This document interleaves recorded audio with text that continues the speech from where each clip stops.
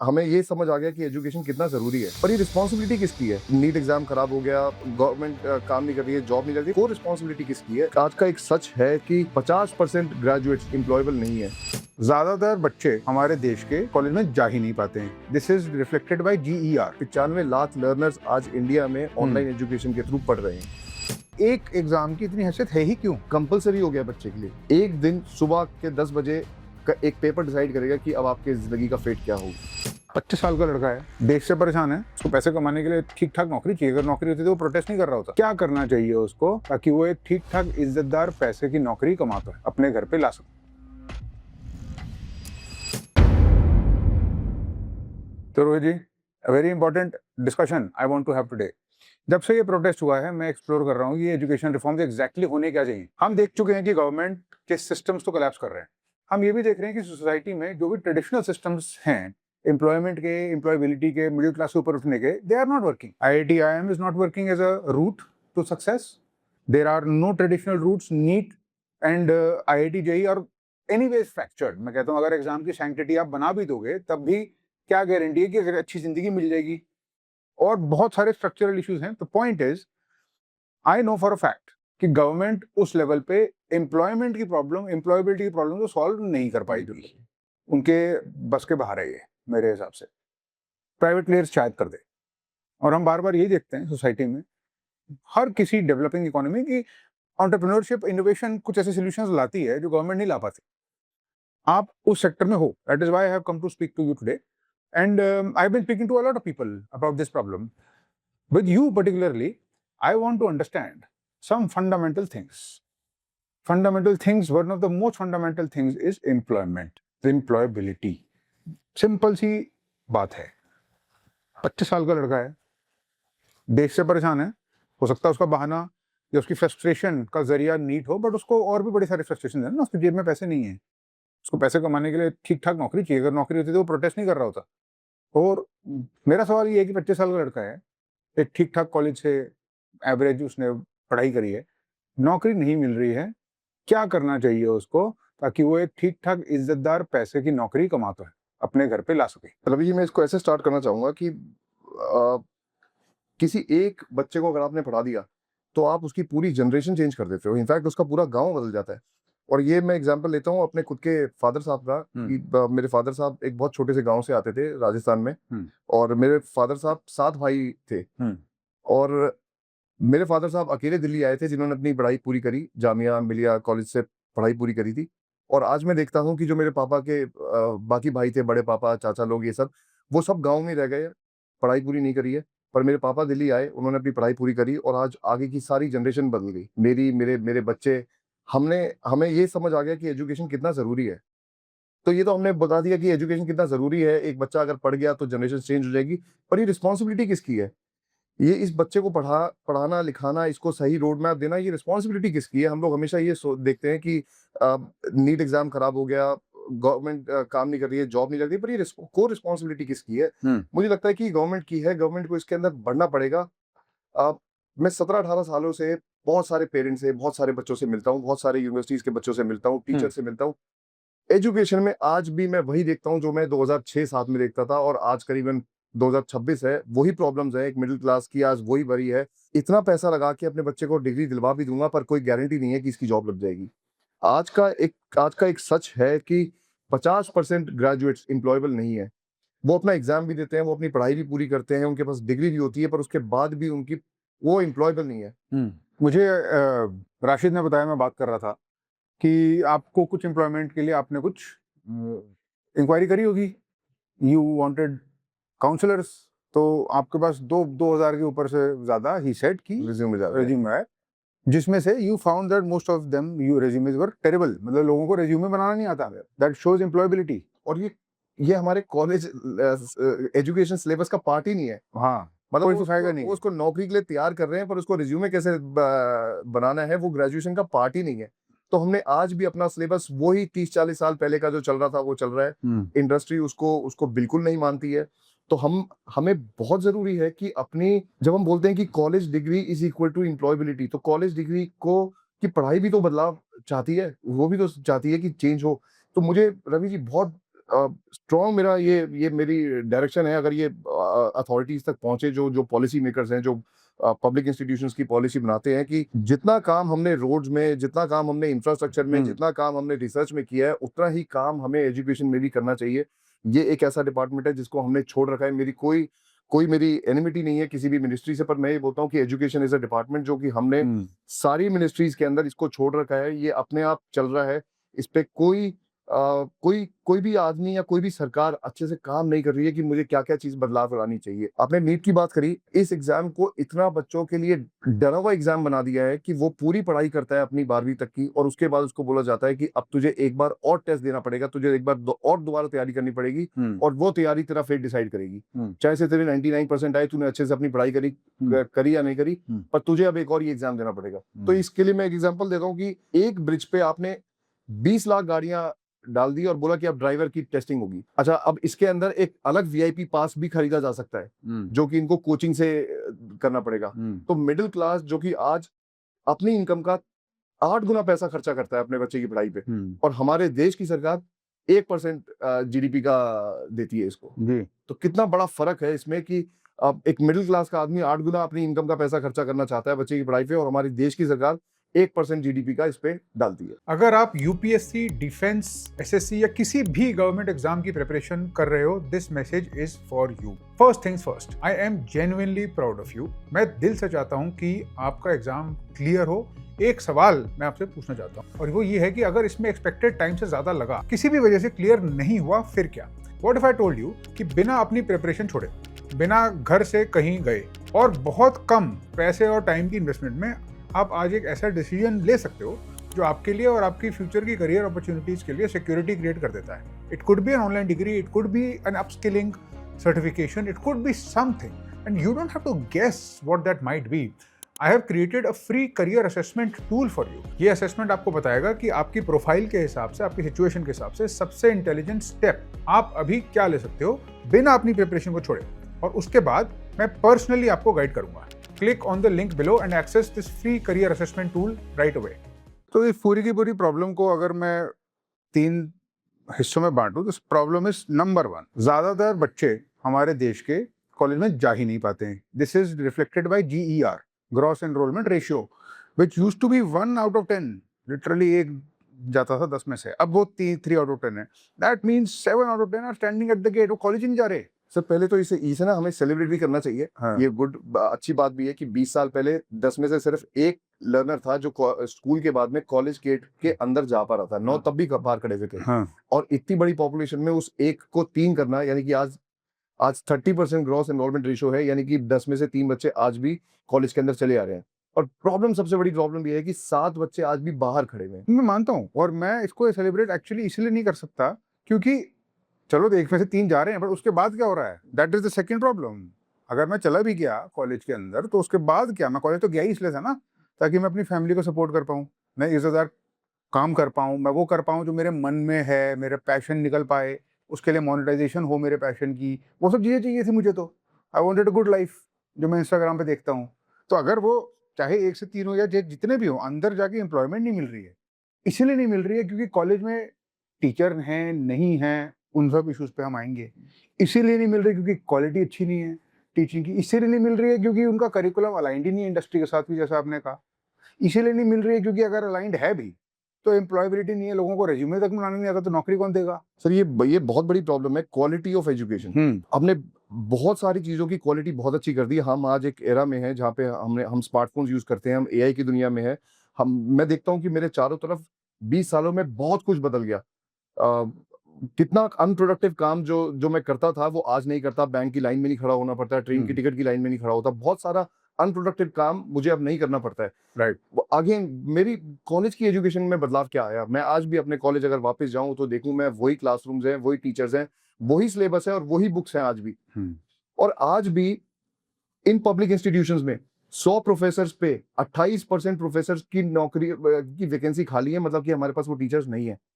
हम लोग बहुत कोशिश करते हैं अपने साइंटिस्ट को, अपने रिसर्चर्स को कंट्री में वापस लाने की, पर उनको बेसिक लैब्स नहीं दे पाते हैं उनकी रिसर्च के लिए। मतलब हमारी गवर्नमेंट ने हमें प्रॉमिस किया हुआ है कि 1% जीडीपी का खर्चा हम रिसर्च पे करेंगे, पर हम लोग कोई रिसर्च पे कोई खर्चा नहीं करते। पता नहीं क्या करते हैं अभी। People are quitting.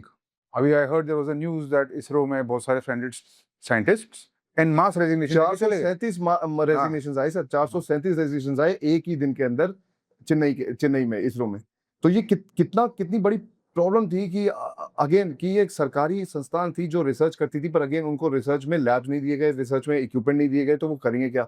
अगेन वो प्राइवेट में मूव करना चाहेंगे, वो फॉरेन कंट्रीज उनको बुला लेंगे, उनको इनवाइट करेंगे क्योंकि वो रिसर्चर्स हैं। तो ये अगेन प्रॉब्लम किसकी है? जब हम वापस आते हैं कि प्राइवेट देखेगा या गवर्नमेंट देखेगा, तो ये तो बेसिक है, तो बेसिक इंफ्रास्ट्रक्चर देना है, रिसर्च करने के लिए बेसिक लैब्स देनी है, बेसिक इक्विपमेंट देने हैं, वो तो गवर्नमेंट का काम है ना। हम अपना पल्ला झाड़ लेते हैं बोल के कि गवर्नमेंट का काम है, गवर्नमेंट का काम है, पर ये अगेन कि गवर्नमेंट करती क्यों नहीं है? कोई बहुत रॉकेट साइंस थोड़ी है ये। सिलेबस को एट पार करना, इंडस्ट्री के साथ मैपिंग करना, बहुत सारी ऑर्गेनाइजेशंस है हमारी कंट्री में। फिक्की एक बहुत अच्छी ऑर्गेनाइजेशन है जो कि इंडस्ट्री को अकेडमिशियन से मिलवाती है, पर अगेन मिलवाने के बाद में कुछ बदलाव नहीं होते क्योंकि किसी ने ओनरशिप नहीं ले रखी है कि मैं इसको देखूंगा। कोई तो संस्थान हो जो ओनरशिप ले कि ये सारा सिलेबस, ये सारा पेडागॉजी चेंज किया जाए और सारा इंस्टीट्यूशनल चेंज किया जाए। आपका प्लेटफॉर्म यही करता है जितना मैं समझता हूँ। That is the reason I came to ask you, because बहुत सारे लोग आपके प्लेटफॉर्म पे आते हैं, वो देखते हैं कि कौन सी डिग्री उनको चाहिए, आप हेल्प करते हो चूज करने में, फिर वो करते, तो आपके पास डेटा होगी कितने लोग आए, कितने लोगों की नौकरी लगी, कितने लोगों के कितने एम्प्लॉयमेंट बनी, कितने लोगों ने कितने पैसे कमाए नहीं कमाए, उसके कुछ नंबर्स हैं क्या हमारे पास? रवि जी, हमने पीछे एक सर्वे कराया जिसमें आया कि 37% लोग ये बोलते हैं कि अगर उनको दोबारा चांस दिया जाए पीछे जाके चूज करने में कि डिग्री अगर वो बदलाव कर सकें अपनी डिग्री को, तो 37% लोग बोलते हैं कि हाँ हम बदलाव करना चाहते हैं। They are not happy with their degree, उनको सही गाइडेंस नहीं मिली। तो मैं समझता हूँ कि ये सही गाइडेंस बहुत जरूरी है बच्चे को मिलनी, लर्नर को मिलनी राइट आफ्टर 12th। मैं 17-18 सालों से काउंसलिंग कर रहा हूँ और आज भी पेरेंट्स की काउंसलिंग करता हूँ। लोग क्लियर नहीं होती है कि मुझे आगे करना क्या है। पड़ोसी की कोई आंटी उनको बता देती है कि ये जॉब अच्छी है, इस जॉब के अंदर जाना चाहिए, इसमें बहुत पैसे, और वो भी जॉब 10 साल पहले रेलेवेंट थी, आज रेलेवेंट नहीं है। तो ये प्रॉपर काउंसलिंग करना बहुत जरूरी है और हमारा प्लेटफॉर्म हम इसी काउंसलिंग के लिए हम बने हैं कि लर्नर को समझ के उसको वही डायरेक्शन दी जाए कि जहाँ पे वो जाना चाहता है। ठीक है, तो सपोज कीजिए कि मैं एक पेरेंट हूँ, मैं आया आपके पास, मेरे बच्चे को नौकरी चाहिए और इतना वो समझदार नहीं है कि वो आईआईटी क्लियर करे, हो सकता है मैं आईआईटी में इंटरेस्टेड भी ना हूँ, अब क्या काउंसलिंग करोगे? सर मैं सबसे पहले उसका एक टेस्ट लूंगा, एक साइकोमेट्रिक टेस्ट लूंगा, जिससे मैं ये जान पाऊंगा कि उसका इंटरेस्ट क्या है, वो किस एप्टीट्यूड देखोगे आप? एप्टीट्यूड देखूंगा कि वो किस तरीके की लर्निंग में जाना चाहिए, क्या वो प्रैक्टिकल में जाना चाहिए, क्या वो थ्योरेटिकल में जाना चाहिए, उसका इंटरेस्ट एरिया क्या है। बहुत सारे सवाल उससे पूछूंगा, उसके बाद में रिजल्ट लेके उसको दिखाऊंगा कि तेरा इसमें इंटरेस्ट बनता है। ठीक है, फिर उसके बाद ही उसको बताया जाएगा कि तू ये कोर्स इस यूनिवर्सिटी से कर सकता है। तो मैं ये पूरा रिसर्च मैकेनिज्म है कि जो आके वेबसाइट पे अपनी पूरी डिटेल डालेगा, एक टेस्ट देगा, उसके बाद में जान पाएगा कि मेरा लर्निंग कर्व कैसा होना चाहिए, मुझे किन किन जॉब रोल्स में जाना चाहिए। और इनफैक्ट वो ये भी बताता है कि अगर स्पोर्ट्स में आपको जाना चाहिए या किसी जॉब में जाना चाहिए, तो ये सारे विकल्प वो आपको निकाल के देगा और उसके बाद बताएगा कि ये जॉब करनी चाहिए। एक मैं बेसिक सजेशन देता हूँ जो मैं कई बार, क्योंकि मैं काउंसलिंग करता हूँ आज भी, स्टूडेंट्स आते हैं 12th पास करने के बाद में कि मुझे आप बताइए मुझे क्या करना चाहिए। तो मैं पहले उनसे पूछने की कोशिश करता हूँ कि उनका इंटरेस्ट क्या है, उन्होंने क्या पढ़ाई करी है, पीछे कौन से सब्जेक्ट्स उनको अच्छे लगते हैं। तो आज बहुत सारे विकल्प है ऑनलाइन एजुकेशन में, बीबीए है, बीसीए है, और सारे कोर्सेज ये आज स्पेशलाइजेशन के साथ आते हैं। यानी कि ये आपको सिर्फ डिग्री नहीं देते हैं, साथ में 3 साल स्किल्स भी देते हैं और साथ में मौका भी देते हैं कि आप डिग्री के साथ साथ कोई छोटी सी इंटर्नशिप, कोई छोटी सी नौकरी भी कर सकते हो साथ में। तो ये 3 साल अपनी डिग्री भी करते हैं और साथ में कोई ना कोई जॉब भी करते हैं। सपोज कीजिए कि मेरा कोई टेक में बहुत अच्छा एप्टीट्यूड नहीं है और मेरा एप्टीट्यूड फाइनेंस की तरफ है, मैं आता हूँ आपके पास, आप एनालाइज करते हो एप्टीट्यूड से, आपको आइडिया लगता है कि चलो ठीक है, he might be a decent fit for finance, but I don't have the brains to clear IIM और कैट एंड स्टफ और GMAT फॉर दैट मैटर, तो मैं क्या करूंगा? ऑनलाइन एजुकेशन ने सबसे बड़ी प्रॉब्लम जो सॉल्व करी है वो करी है, एक तो एक्सेसिबिलिटी की, ये कहीं भी एक्सेसिबल है, और दूसरी प्रॉब्लम सॉल्व करी है कि अफोर्डेबल बहुत है। तो ऑनलाइन आज देश के कोने कोने में करीबन मैं आपको बताऊं 95 लाख लर्नर्स आज इंडिया में ऑनलाइन एजुकेशन के थ्रू पढ़ रहे हैं। वो एक लड़की जो गाँव में अलाउ नहीं थी शहर आने के लिए, वो गाँव में बैठ के बेस्ट ऑफ द क्वालिटी की एजुकेशन कर रही है। अब आपने जैसे बताया कि मैं IIM नहीं जा सकता, मैं एग्जाम नहीं दे पाऊंगा, तो आज देश की टॉप टियर यूनिवर्सिटी यानी कि NAC A++ universities online education में ऑनलाइन बच्चों को पढ़ा रही हैं। Best of the faculty, best of the curriculum with skill mapped. BBA की पढ़ाई, बीबीए में फाइनेंस में करीबन 66 स्पेशलाइजेशंस है। यानी कि बीबीए के साथ आप स्पेशलाइजेशन रोल चूज कर सकते हो कि मुझे फिनटेक में जाना है, मुझे साइबर सिक्योरिटी में जाना है, मुझे अकाउंटिंग में जाना है, मुझे एनालिटिकल साइंस में जाना है। तो करीबन 66 स्पेशलाइजेशंस है जिसमें से कि आप चूज कर सकते हो कि आपको कौन सा जॉब रोल चुनना है, और बीबीए के साथ में अगेन आप कोई इंटर्नशिप करके एंटर कर सकते हो जॉब मार्केट के अंदर। अच्छा, हाँ, यही लास्ट पार्ट मैं आपसे पूछना चाहता था। सपोज कीजिए मैंने बीबीए चूज कर लिया साइबर सिक्योरिटी में, जो कि मुझे लगता है और सबको लगता ही है कि ये एक बहुत इमर्जिंग फील्ड है, बहुत इंपॉर्टेंट रिक्वायरमेंट है।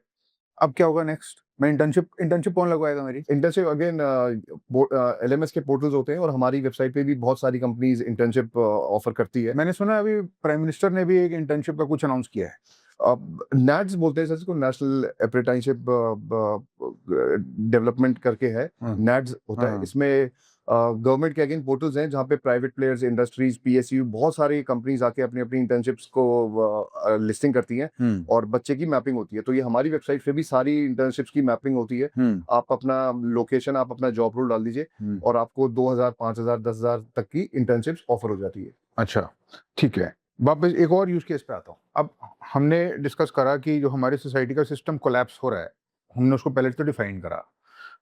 क्या डिफाइन करा? पहले तो हमने देखा कि ज्यादातर लोग तो कॉलेज में नहीं जा पा रहे। GER is 3 out of 10।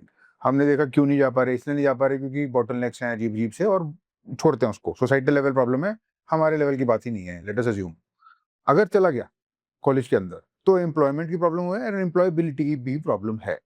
ये पूरी की पूरी चेन ब्रोकन है हर जगह, ठीक है। One of the reasons that despite going into college there is no employment, so therefore no employability, etc. People tend to go towards government exams for security because it is a decent option, very good option, and everybody wants that security and that prestige also.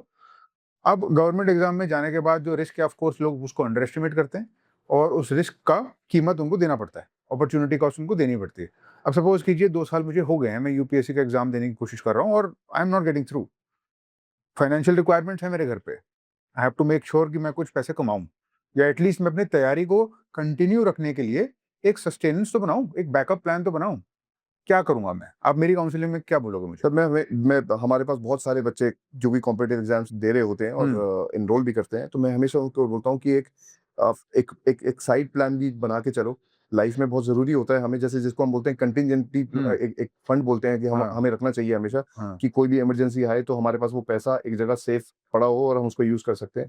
तो ऐसे ही मैं इन competitive exam जो बच्चे देने जाते हैं, इनको मैं बोलता हूँ कि साइड बाई साइड किसी भी एक ऑनलाइन डिग्री में भी इनरोल करो, कि जिससे कि अगर एंड ऑफ द जर्नी में अगर आप पहुंच पाए तो आपके पास 2 रूल हो।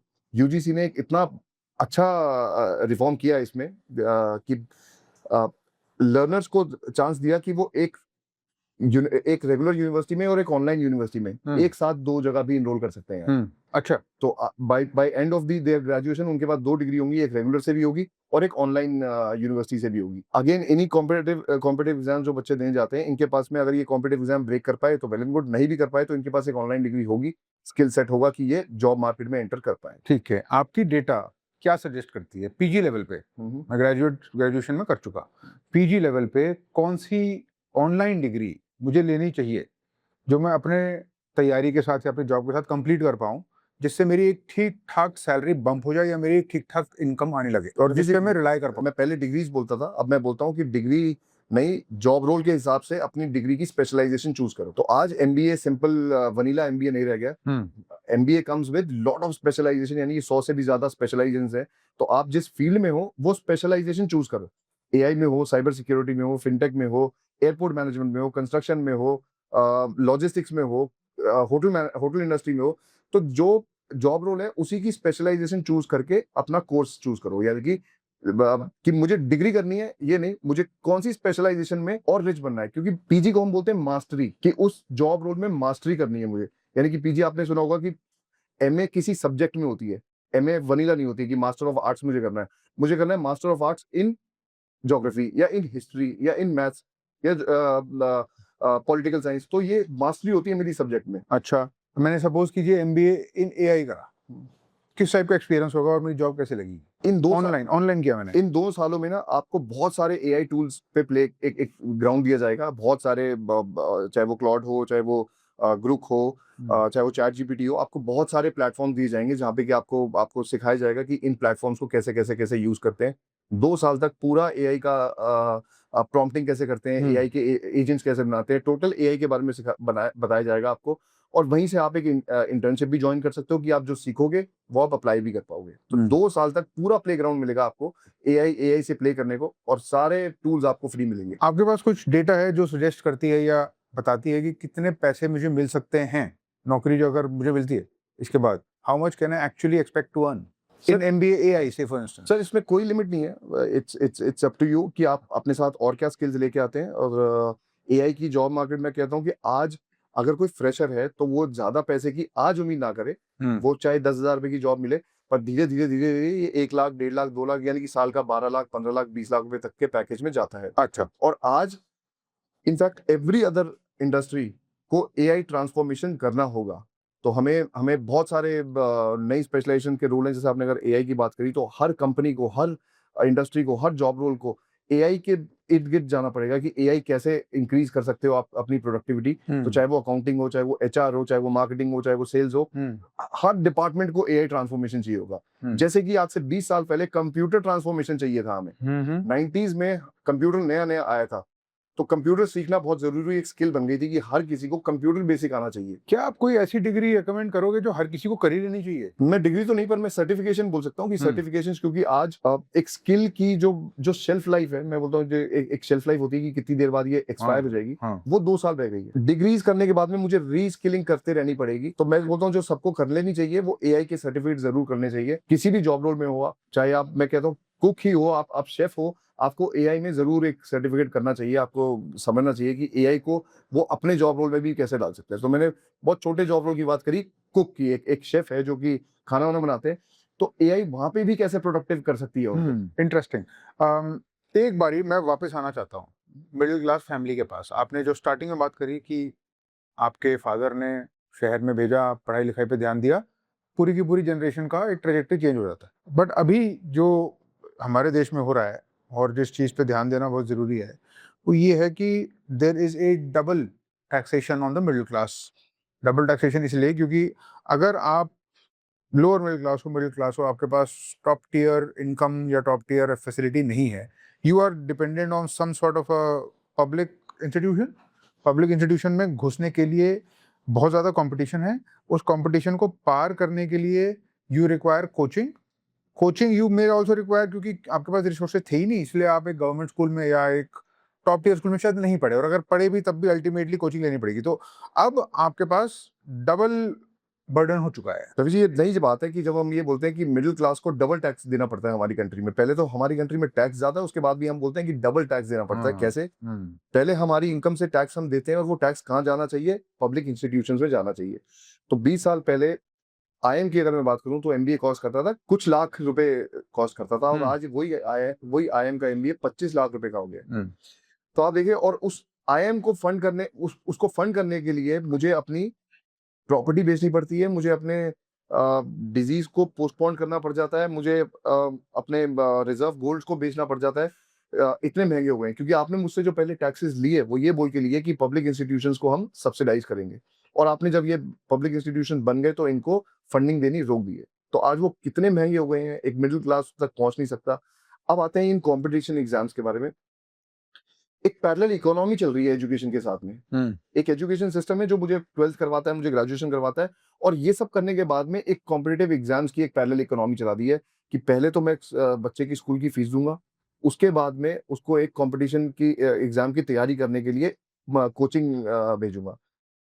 10 में से 7 बच्चे कोचिंग जाते हैं, और ये ऑप्शन नहीं है, ये कंपलसरी हो गया बच्चे के लिए। ये फैमिलीज के लिए कंपलसेशन हो गया है कि आपको स्कूल के बाद में अपने बेटे को, बच्चे को कंपटीशन एग्जाम क्लियर कराना जाना है, चाहे वो नीट हो, चाहे वो जेई हो, चाहे वो सीयूईटी हो। तो जितने भी पब्लिक इंस्टीट्यूशंस है, अगर यहाँ पे आपको एंट्री चाहिए तो आपको एक कंपटीशन एग्जाम अगेन एक देना होगा।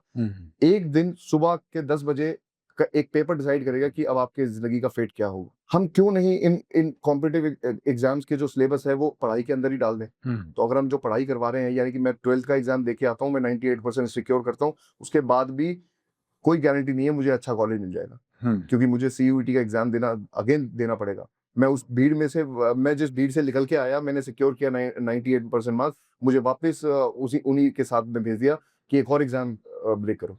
और इस एग्जाम के अंदर इतने सारा लोग एग्जाम्स दे रहे हैं, इसको इतना जरूरी बना दिया है कि ये गोल्ड से महंगा हो गया है कि इसको लीक किया जा रहा है। ये इतना जरूरी एग्जाम हो गया है कि लोग इसकी तैयारी नहीं करने की सोच रहे, इसको शॉर्टकट करके ब्रेक करने की कोशिश कर रहे हैं। हाँ, ये एक this is the question that has to be spoken about.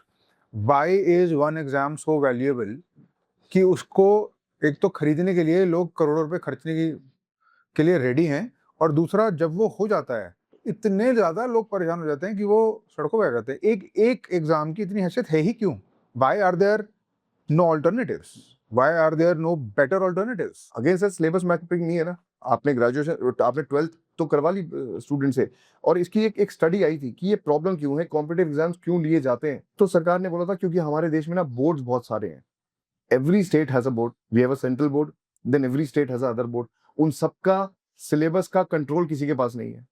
Let's say Karnataka government can be teaching some other syllabus, Punjab government ने कुछ और सिलेबस पढ़ा रही होगी, तो इन सबको मैपिंग के लिए एक जगह लाना पड़ता है कि अब आप एक कॉमन एंट्रेंस एग्जाम दो और आप उसको क्लियर कर लोगे तो आपको कॉलेज मिलेगा। क्यों हमने छोड़ दिया है? मतलब हमारा देश एक है, हम लोग बोलते हैं वन नेशन, तो हमारे बोर्ड सारे एक क्यों नहीं हो सकते हैं?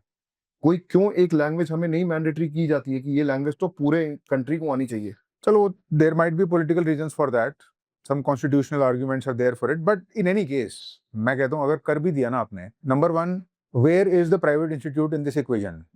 बिकॉज हर कोई तो नहीं जा सकता है ना गवर्नमेंट पब्लिक इंस्टीट्यूशन में। दूसरा, चाहे वो प्राइवेट में जाए चाहे वो गवर्नमेंट में जाए, वही बात फिर से आ जाती है, उसको करने के बाद क्या हो रहा है? एम्प्लॉयमेंट और एम्प्लॉयबिलिटी, ये किसका रिस्पॉन्सिबिलिटी है? सर ये प्राइवेट पब्लिक दोनों की है, हाँ, दोनों इंस्टीट्यूशंस की है। उनको अगेन अपना अपना अपना सिलेबस, अपना कंटेंट, अपना टीचिंग चेंज करना चाहिए, एज पर इंडस्ट्री करना चाहिए। I'm not even sure whether this comes under education reforms or not, but it should, it should 100% because it is a simple line of conversation. आना चाहिए।